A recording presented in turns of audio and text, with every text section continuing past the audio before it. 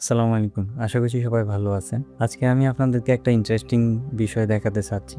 যদি আমি শর্টে বলি সেটা হচ্ছে আমাদের দেশে আমাদের খাবার এবং চলা, লাইফস্টাইল এগুলার কারণে আমাদের প্রতিনিয়ত বিভিন্ন ধরনের রোগবালাই এবং অসুস্থতায় ভুগতে হয়। মানে কনসিস্টেন্টলি অসুস্থতায় ভুগতে হয় এবং এর মধ্যে একটা জাতীয় রোগ হচ্ছে সেটা হচ্ছে অ্যাসিডিটি। অ্যাসিডিটিটা আসলে জাতীয় রোগ। কেন হয়, কী কারণে হয় সেটা আমরা অনেকে জানি, আবার অনেকে হাজার হাজার ডাক্তার দেখিয়েও কোনো কিছু হয় না। যদি আমি শর্টে বলি, আমি যখন বাংলাদেশে ছিলাম তখন আমার অ্যাসিডিটির লেভেল ছিল এক্সট্রিম লেভেলে ছিল, যেটা অনেস্টলি যখন আমি ইউকেতে আসছি তখন আমি মানে যদি আপনাদেরকে একদম অনেস্টলি বলি যে আমার অ্যাসিডিটি কি আমি এটা ভুলেই গেছি। সো এখন আর আপনাদেরকে এক্সপ্লেন করতে হবে না যে আসলে আমাদের খাবার চলা নিয়ম নীতিতে কতটা সমস্যা। মানে আমি দেশে এমন কোনো ডাক্তার নেই মনে হয় অ্যাসিডিটির সিনিয়র সেক্টরে আমি দেখাই নেই আসার আগে। পরে শেষ পর্যন্ত আমাকে এক ম্যাডাম বলেছিল যে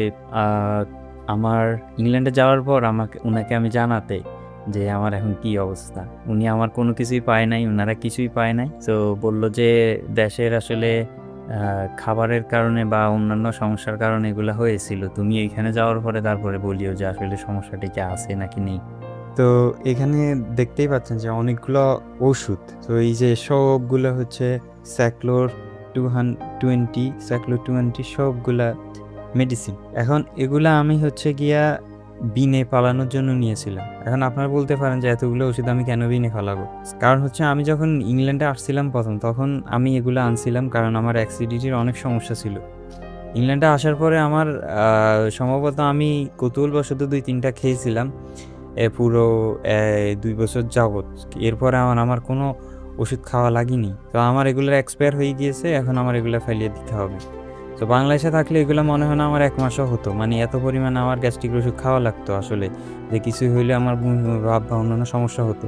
এখন আপনারাই বলেন আসলে কোথায় সমস্যা? বাংলাদেশে আসলে কিসের সমস্যা? বাংলাদেশের সিস্টেমের সমস্যা, বাংলাদেশের এডুকেশন সিস্টেমের সমস্যা, তারপরে হচ্ছে খাবার দাবারের সমস্যা, যে কোনো প্রোডাক্ট যে কোনো কিছুতেই ভেজাল। কয়েকদিন আগে শুনলাম যে নাকি টুথপেস্ট বাংলাদেশে, আমি হচ্ছে লম্বা সময় ধরে মেডিপ্লাস যে ডিএস টুথপেস্টটা রয়েছে ওইটা আমি ইউজ করছি এবং আমার ফ্যামিলির সবাই ওইটা ইউজ করে, ডাক্তাররা ওইটাই সাজেস্ট করে। আর ওই টুথপেস্টটায় নাকি অনেক ভেজাল রয়েছে। তো আসলে বাংলাদেশে মানুষ বাঁচবে কিভাবে বা অসুস্থ হবে না কেন? তো এই যে এটাই হচ্ছে আপনাদেরকে আমি প্রমাণ দেখাইলাম। তাই আর কি, সবাই ভালো থাকবেন, সুস্থ থাকবেন। আল্লাহ হাফেজ।